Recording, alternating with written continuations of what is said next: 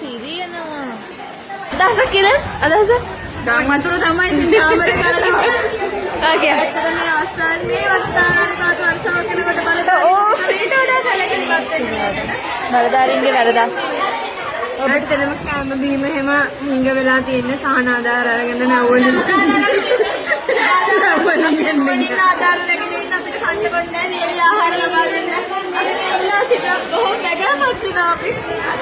ඔබේ අදහස් මොනවාද? අදහස කිව්වෝ හොඳයි ඉතින් දැස්සේ වතුර නැහැ කොහොමද මේකට දැන් මේකට මැදින් තමයි අපිට තියෙන එකම විසඳුම.